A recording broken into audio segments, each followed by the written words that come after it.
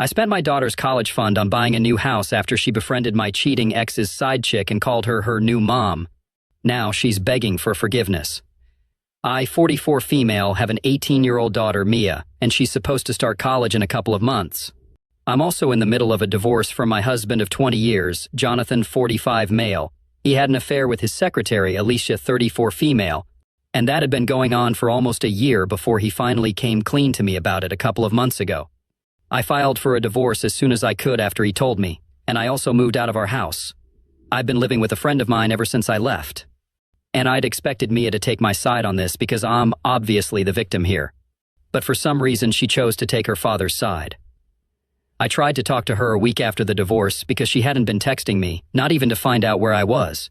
She hadn't been at home on the day that Jonathan came clean to me about the affair, and I moved out that day, so I never got a chance to say goodbye to her. I waited for her to text me and ask me where I was, but that text never came. So after almost a week of waiting, I decided to text her first and told her that I was leaving her father because of his affair. She told me that she already knew but didn't care about it much because she felt like this didn't concern her. I thought that it was a bit odd and began to think that maybe I'd made a mistake by letting Jonathan talk to her first, because that meant that he controlled the narrative and could feed Mia whatever nonsense he wanted to about our marriage and our relationship, so she would side with him over me. I tried to talk to her many more times afterward so I could set the record straight, but it appeared to me that Jonathan had actually told her the truth, and in spite of that, she was on his side. I thought that was insane, but she was still my daughter, so I tried to convince her to talk to me and put in a lot of effort to get her to spend time with me, even though I was super busy with the divorce and my job. She would agree to meet me like once in a blue moon, and I'd try to make a day out of it, but even then, she would just seem very unenthusiastic and would be on her phone almost the entire time. For the last couple of weeks, she hadn't been responding to any of my texts and was completely icing me out. Then about a week ago, I saw a post that she'd put up on Instagram where she was hugging Alicia with a caption that referred to her as mom with a heart emoji. I was already feeling horrible because not only was I losing my husband, but now it appeared that I was also going to lose my daughter to the same woman. That post was pretty much my last straw, and I just completely snapped. I called Mia up, and when she didn't answer the first time, I decided to go a little crazy and called her almost 17 more times until she finally picked up the phone. She sounded annoyed, but I couldn't care less about how she felt, and instantly demanded an explanation for the post and the caption. She told me that it was none of my business, and that I shouldn't be stalking her account in the first place anyway. It was crazy because she has a public account, and I follow her because I'm her biological mother. I told her that it was really low and disgusting of her to take Jonathan's side even though he had cheated on me. And now she was also pretending like that other woman was her mother while ignoring the woman who'd actually given birth to her and raised her for so long. Mia told me that she owed me nothing, and if I was so hurt, then she was just going to block me so I wouldn't be able to see any more of her posts. She told me that whatever happened was done and that now, instead of whining, I should just be trying to make my future better like she was, trying to get along with her new family. Then she disconnected the call and actually ended up blocking me, which came as a huge shock to me. Mia and I, like any other mother-daughter duo, had our differences, but I wouldn't ever expect her to stab me in the back like this. She and I had been pretty close growing up, and only in recent years did she start growing closer to Jonathan than to me. But I always believed that she loved us equally. That phone call proved that she didn't, and it set me off the edge. I think I cried for almost an hour after she hung up and blocked me, because I couldn't believe that my little girl would do this to me. But once I was done crying, I decided that I wasn't going to let everybody get away with walking all over me and then just keep sobbing for the rest of my life. I decided to take Mia's advice and did something crazy. I'd set aside a ton of money for Mia's college fund. Jonathan and I had figured that we could split the cost of sending her to college, so he'd saved up to pay half, and so had I in our separate bank accounts because we weren't supposed to touch that amount. But I decided to just screw it and spend that money on buying a house that I'd really wanted for the past couple of years. I'd had my eye on a beautiful house in a really nice neighborhood, but I hadn't been able to buy it because Jonathan wasn't ready to move out of our old house. And Mia didn't want to leave that neighborhood behind because all her friends lived close by. But as soon as I realized that Mia had almost no gratitude, the sooner I accepted that, the better off I would be. So I decided to talk to the real estate agent dealing with that house and offer them the entire college fund and some more so I could buy that house. And I got a deal. I'm supposed to move into that house by the end of the month, so I decided I was going to take a picture of that house and post it on my social media so that everybody would know that I'm not sitting at home and crying over things that I have no control over. anymore. I posted that image on my account, and I guess some relative of Jonathan's sent it to him. He texted me a few days ago to ask me how I was able to afford that house because the last time we discussed this, it was a little out of my budget. I didn't care what he would think of me, so I told him truthfully that I spent Mia's college fund to buy that house, and I didn't have any regrets about it. He flipped out and started yelling at me, called me an irresponsible mother, and told me that I had no right to do this to our daughter. He accused me of being petty and jealous just because Mia seemed to be getting along well with Alicia. He also insinuated that I was somehow punishing her for not turning her back on her father and siding with me instead. None of that was true. I was just doing this because I finally felt like I earned it, and I no longer needed to keep running after my daughter because she had other people looking out for her. And it was pretty evident from her behavior that she preferred these new people over me, so she didn't need me anymore. And if she didn't need me, then I would assume that she didn't need my money either. He couldn't argue with that, so I disconnected the call. But it wasn't over yet because after that, I still had Mia to deal with. An hour after my phone call with Jonathan, she called me, and she was devastated. She was sobbing, and I could barely even make out what she was saying because she was crying so hard. She kept asking me how I could do this to her when she'd always put me first and above everybody else. It was petty, but I did ask her if she was still putting me first when she blocked me just because I seemed to be upset that she was calling Alicia her mother. She told me that it meant nothing, and it was only a sweet gesture that she thought would make Alicia feel more comfortable as part of the family because no matter what the past was, Jonathan still wanted the future with Alicia. And she said that she just wanted to balance her old family and her new family now without letting either of them go. She said that she hadn't expected me to turn so hostile towards her. And I told her that I could say the same thing for her because it was actually she who turned her back on me first. Even though I was the victim, and I was the one who'd been cheated on, she just kept crying and said that she'd never expected her own mother to take revenge on her like this. And I started feeling pretty horrible about what I did, especially when she started hiccuping in the middle of her sobs because she only did that when she was upset, and I hadn't heard her do that ever since she was a kid. So I knew that she was really upset now, and I guess I may have taken things a little too far. She told me that she was very sorry about whatever she did for what it's worth, and then disconnected the call. But I haven't been able to forget about it, and I really don't know if what I did was out of line or not. AITA for spending my daughter's college fund on a new house after she called her dad's affair partner mom. Update 1. Hey guys, so I moved into my new house recently, and it's been a few days since I've been living here. I brought back all the things that I'd paid for from my old house, and I did run into Jonathan, Alicia, and Mia there as well. They're all living together now, so that's nice because it seems like Jonathan found a replacement for me as soon as I was gone. Actually, he already had a replacement lined up even before I was gone, to be precise, which is why the divorce is happening. Jonathan and Alicia ignored me the entire time that I was there, which wasn't really a punishment for me because it just made it easier for me to instruct the movers and helped me get my job done a lot faster than I would have been able to had they decided to talk to me. Mia, however, tried to stop me and talk to me before I left. She hadn't tried to interrupt me the entire time that I was there, and neither had I tried to talk to her because I had nothing left for me to say to her, especially not after whatever had happened in the past. But she stopped me just as I was about to get into my car and asked me if I'd given any thought to what or how I was going to contribute to her college fund now. There was no apology and no sign of regret, so I didn't bother to answer and drove away. I've thought about it a lot over the past few days, and I really can't come up with any excuse for my daughter's behavior. We had grown a little distant in the last couple of years, and I thought that it was normal because she was a teenager, and I was her mother, so she couldn't get along with me even if she wanted to.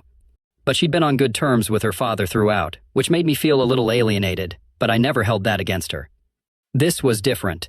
This was something where I actually needed her to stand up for me, but she didn't do that, and I guess I was really disappointed. It was bad enough that she didn't stand up for me, knowing that her mother had been cheated on, but the way she treated me after that is what hurt. I don't think anybody would be able to tolerate that degree of disrespect regardless of who it came from. And it's not as if my daughter's a child. She's an adult, she knew what she was doing. Update 2, like I'd said in my previous update, I can't forgive my daughter, and the money is already spent, so I don't understand the point of bothering me every other day. But Mia has decided that she's going to keep texting me every other day to ask if I changed my mind. I've been ignoring her for the past couple of days, but it's been almost a week, and she still keeps doing it. So today, I decided to finally text her back. I told her that the money was already spent now, so there was not much that I could do to bring it back. Besides, she'd already made her priorities pretty obvious to me. So it was kind of unfair for her to treat me badly and then expect me to pay for her college fund. The person she'd referred to as mom could actually make some contribution to her fund, and that would be a lot more reasonable. Mia got annoyed and texted back saying that it was just a post and there was no need for me to get so triggered over it. But to me, it wasn't just a post. It felt like a slap in the face because not only was Jonathan choosing this woman over me, but it felt like my own daughter was also taking their side. And she was old enough to tell apart right from wrong. So it really didn't make sense to me why she'd chosen their side over mine. The only two explanations that I could come up with were that either she just didn't even think that they'd screwed up, which would be a terrible reflection of her morals, or maybe she knew something that I didn't, and they were doing something for her that I couldn't. Either way, she wasn't on my side, and she didn't have my back, which was a pretty huge heartbreak for me. I told Mia all of this, and the only thing she had to say to my long emotional text was that I needed to get over it. I was so exasperated with her that I muted all notifications from her and archived her chat. I couldn't block her because she's still my daughter, but if she decides to test my patience again, I just might do it. Update 3. So it's been 2 weeks since I last spoke to my daughter, and today Jonathan and Mia decided to ambush me at my office. I was just about to leave the office premises so I could head out to a restaurant for lunch when I saw Jonathan's car parked across the street, and both of them were leaning against it, waiting for me to come out. I decided that I was going to ignore them and just walked past them, but they made their way towards me and told me that I needed to talk to them and explain my actions to them. Even after so many explanations, I couldn't fathom what they were still confused about. I told them to go away, but like most other times, that didn't work, and Mia started sulking and told me that if not Jonathan, I definitely did owe her an explanation. So I decided that I was just going to get this done with once and for all. I told them to follow me into the nearest restaurant, and once we were seated, I decided to start talking without even giving them a chance to interrupt me because I wasn't interested in their side of the story at all. I told them that Jonathan and I, in spite of being together for almost 20 years, were still getting a divorce because he cheated on me. And instead of having some empathy for me, Mia decided that she was going to suck up to her father's affair partner and do everything in her power to make me feel bad about myself. As if I wasn't feeling bad enough because of the divorce and all the cheating already. I told her to her face that after everything that's happened, I really can't think of her as the daughter that I'd raised. Because if she really was my daughter, she would never do the things and say the things that she had. It was all disgusting to the very core, and I didn't want to associate with any of them anymore. They were all immoral, unethical, and just disgusting people in general. I told Mia in particular that I was still entertaining her because she was my daughter, but had it been a stronger and more ruthless woman in my place, then she probably would have cut her off after that post. She was lucky that she even got a chance to talk to me at all because not many people would give her that chance. After I was done talking, I could see tears in Mia's eyes and I just knew that she was about to start crying. So I hurriedly grabbed my burrito, paid for it, and left. I'd said a lot of things, but it was still really hard for me to watch her cry, and I didn't want to appear weak, so I just left without another word. Neither of them has contacted me since then, and I hardly think that they will after this. Even if they do, it'll probably not be to ask for the college fund anymore because I think I've made it pretty clear why that's gone. So they really can't have any more questions about that. I still have to meet Jonathan in a couple of days for the negotiations, so I know that I'm going to have to continue seeing him. But I don't know what is going to happen to my relationship with Mia after this, because she seemed pretty upset today. I don't know what exactly made her cry, but I know that the things that I said today definitely got to her. Update 4.